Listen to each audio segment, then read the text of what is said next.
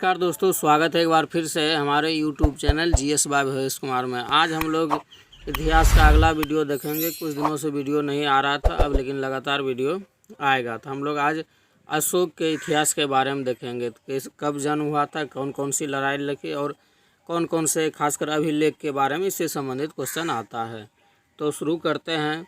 तो आज हम लोग अशोक के बारे में पहले देखते हैं।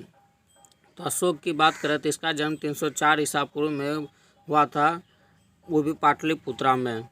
बौद्ध ग्रंथों के अनुसार अशोक ने राजा बनने के लिए अपने 99 भाइयों की हत्या की थी और उसके बाद 269 ईस्वी में अशोक ने राज्याभिषेक अपना कराया।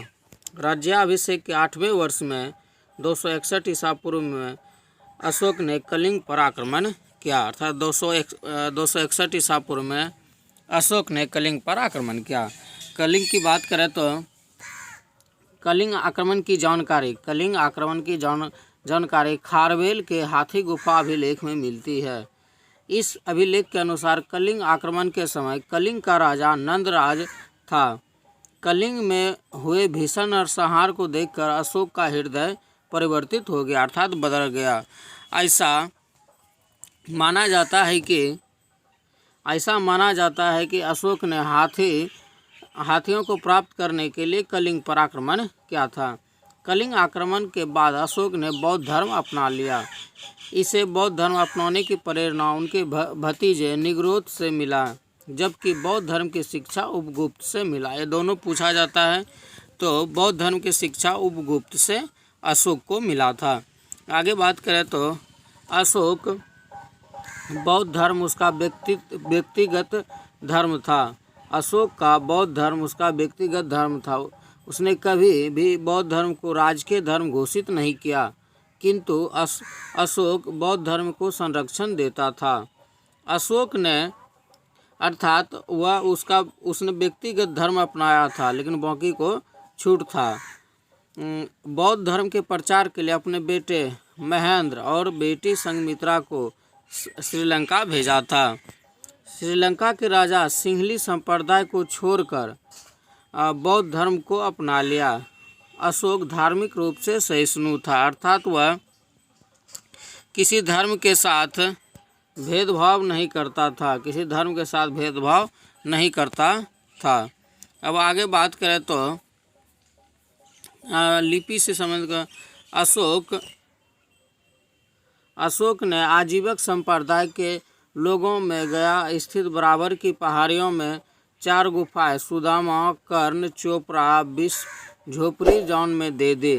अर्थात बराबर में जो कुछ था उसके लिए अशोक ने सुदामा, कर्ण, चोपड़ा, विश्व झोपड़ी जॉन में दे दी, अर्थात उसके लिए वो छोड़ दिया गया। आगे बात करें तो अशोक की 5 पत्नियां थी, जिसमें अशोक पर सबसे अधिक प्रभाव कारुवाकी का था। भारत का पहला शासक था जिसने अपने संदेशों को अभिलेख के माध्यम से जनता तक पहुंचाया। अशोक को अभिलेख लिखने की प्रेरणा इराक की राजा डेरियस से मिली थी। अशोक की अभिलेख की भाषा प्राकृतिक थी, जिसे 4 लिपियों में लिखा गया। बात करें तो ब्राह्मी लिपि, खरोष्टी लिपि, अरमाइक लिपि, ग्रीक लिपि। ब्राह्मी लिपि यह भारत में मिले हैं, खरोष्टी लिपि यह पाकिस्तान में मिले हैं, अरमाइक लिपि यह अफगानिस्तान से मिली है, ग्रीक लिपि यह अफगानिस्तान के उत्तरी सीमा से मिली है। अशोक के अभिलेख को पढ़ने की पहली सफलता 1837 ईस्वी में जेम्स प्रिंसेप को मिली थी। अब आगे बात करें तो अशोक ने अपने अधिकतर अभिलेखों को अपना नाम देवानाम प्रियदर्शी अपने देवताओं की पसंद से लिखा है। मध्य प्रदेश के गुर्जरात तथा कर्नाटक के मास्की, नेदर और उदय गोलान अभिलेखों में अशोक का स्पष्ट नाम अशोक लिखा हुआ है। अब बात करें भाब्रू अभिलेख राजस्थान में मिला था। भाब्रू अभिलेख में अशोक ने खुद को मगध का सम्राट बताया था। भाब्रू अभिलेख में इन्होंने बौद्ध धर्म को त्रिरत्न बौद्ध धर्म और संघ की चर्चा की थी। अब बात आगे करें, अशोक के लघु अभिलेख भी बहुत सारा मिले। अशोक के 7 लघु अभिलेख मिले। अशोक के 7 अभिलेख मिले। उसके बारे में रुमनदेही अफगानिस्तान के कंधार से मिलता है। रुमनदेही अफगानिस्तान के कंधार से मिलता है। यह सबसे छोटा अभिलेख है। यह एकमात्र अभिलेख है जिसमें अशोक ने प्रशासनिक चर्चा न करके आर्थिक क्रियाकलापों का चर्चा की। अर्थात अफगानिस्तान में जो रुमनदेही अभिलेख है उसमें आर्थिक क्रियाकलापों की चर्चा था। कौशाम्बी जो उत्तर प्रदेश में पड़ता है, कौशाम्बी अभिलेख उत्तर प्रदेश। इसमें अशोक ने अपनी पत्नी कारुवाकी द्वारा दिए गए दान की चर्चा किया है, अतः इसे रानी का अभिलेख कहा जाता है। अकबर ने इसे इलाहाबाद स्थापित कर दिया। टोपरा अभिलेख हरियाणा में है। टोपरा अभिलेख हरियाणा में फिरोज शाह तुगलक ने इसे दिल्ली के तुगलकाबाद में स्थापित किया। आगे बात करें तो मेरठ अभिलेख भी उत्तर प्रदेश में है। फिरोज शाह तुगलक ने इसे दिल्ली के तुगलकाबाद में स्थापित किया। रामपुरवा अभिलेख यह बिहार के चंपारण में है। रामपुरवा अभिलेख भी यह बिहार के चंपारण में है। अब आगे बात करें तो छठा लौरिया नंदनगढ़, ये भी बिहार के चंपारण में। लौरिया नंदनगढ़ बिहार के चंपारण जिला में है। फिर लौरिया अरेराज यह बिहार के चंपारण में है। फिर बात करें अशोक के चतुर्दशा अभिलेख। अपना 14 अभिलेख के बारे में हम देखेंगे तो पहला से शुरू करेंगे, फिर टोटल अभिलेख देखेंगे। प्रथम शिलालेख में इसमें अहिंसा पर बल दिया गया है और पशु बलि पर रोक लगा दिया गया है, ये पहला है। फिर दूसरा आपका द्वितीय अभिलेख, इसमें पशु चिकित्सा की चर्चा है। 7 दक्षिण भारतीय राज्य जैसे चेर, पांड्य, श्रीलंका, केरल, पुत्र, सत्य पुत्र की चर्चा है, किंतु चोल वंश की चर्चा नहीं है। अब तीसरा नंबर बात करें तो तीसरा में है तृतीय शिलालेख में अशोक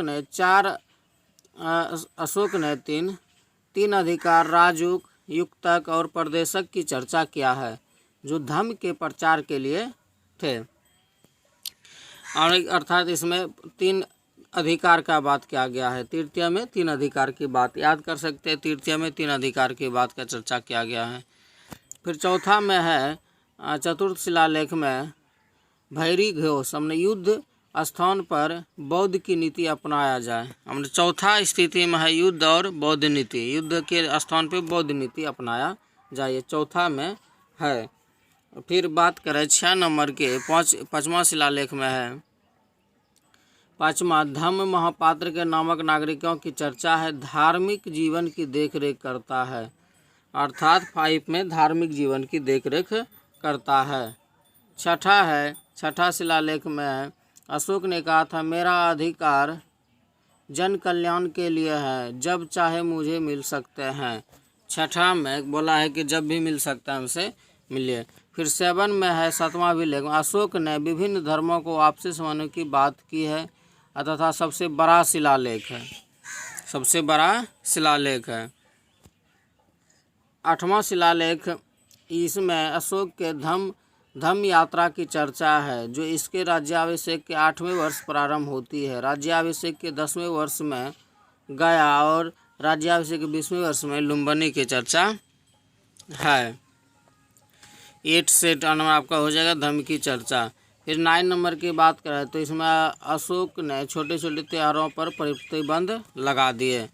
फिर 10वां अभिलेख की बात करें तो 10वां अभिलेख है, इसमें धर्म के महत्व की चर्चा है। 11 नंबर में है 11वां अभिलेख में कहा, मेरा अधिकार ब्राह्मणों को न सताए, मेरे अधिकारी ब्राह्मणों को न सताए, यह 11 में है।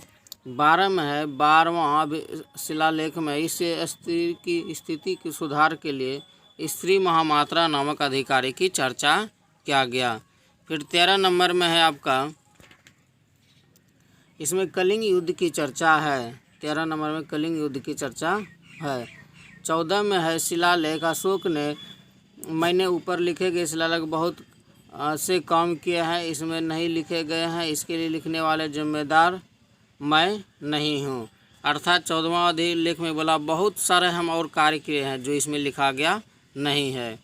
फिर अगला है सर ये कुना अभिलेख। सर ये कुना अभिलेख, यह अफगानिस्तान के कंधार से मिला है जो ग्रीक तथा अरमाइक भाषा में है।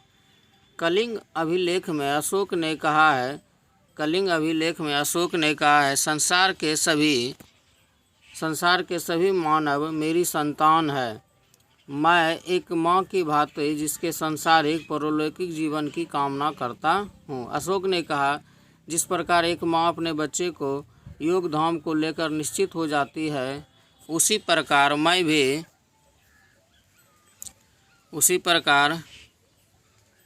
मैं भी समाज के देखरेख के लिए राजुक को नियुक्त किया हूँ। राजुक अच्छे व्यक्ति को पुरस्कृत करते थे और गलत व्यक्ति को दंडित करते थे। अशोक को अभिलेख लिखने के लिए पत्थर चुनार से मिले हैं।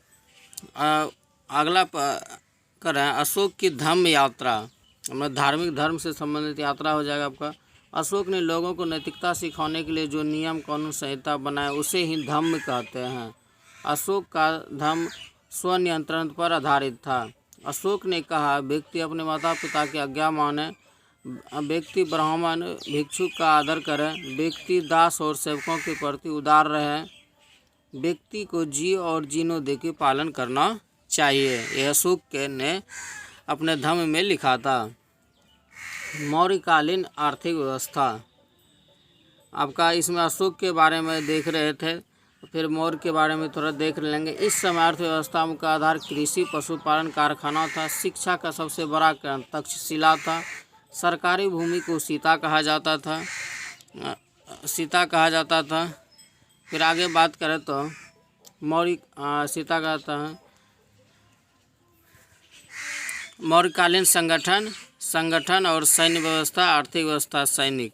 इस पेज में जितना है इसको देख लेते हैं, फिर अगले वीडियो में देखा जाएगा। फिर क्या है मौर्यकालीन संगठन। इस वीडियो को पूरा देखें और हमारे यूट्यूब चैनल को सब्सक्राइब और अधिक से अधिक शेयर करें, जिससे अधिक से अधिक स्टूडेंट इसका लाभ उठा सके। श्रेणी शिल्पकारों के संगठन, निगम या व्यापारियों का संगठन करता, सारतावा या कारवा या काफिला का संगठन था। सैन्य व्यवस्था की बात करें तो मौर्यकालीन का बहुत बड़ा सेना था। इस समय अस्थायी और अस्थायी दो तरह का सेना था। जिस तरह भी सेना 3 तरह का होता है, अभी उस तरह में 2 तरह का था, अस्थायी और अस्थायी। मौर्य काल में सेना नंदी से 3 गुना था। जस्टिन ने कहा मौर्य की सेना डाकुओं का एक गिरोह था। और फिर अब बात करें प्रशासनिक व्यवस्था का, तो मौर्यकालीन में एक केंद्रीकृत शासन था। राजा को सलाह देने के लिए मंत्री परिषद होते थे। उच्च अधिकारियों को तीर्थ या महामात्रा कहा जाता था, इसकी संख्या 18 थी। प्रशासनिक अधिकारों को अध्यक्ष कहा जाता था, इसकी संख्या 26 थे। और आगे बात करें तो सीताध्यक्ष कृषि विभाग, खनन विभाग को अकाराध्यक्ष, मुद्रा विभाग को लक्ष्मण अध्यक्ष कहा जाता है। पुलिस विभाग को रक्षीन और धर्म स्थली दीवानी न्यायालय को। हम लोग इस वीडियो में इतना ही देखेंगे। हम लोग टोटल कुल देखें अशोक के बारे में, अशोक का जन्म कब हुआ था, कलिंग पर आक्रमण के कब क्या, अभिलेख के बारे में पढ़ें इस वीडियो में। अगले वीडियो में फिर इससे आगे का देखेंगे। हमारे YouTube चैनल GS बाय को सब्सक्राइब और अधिक से अधिक शेयर करें।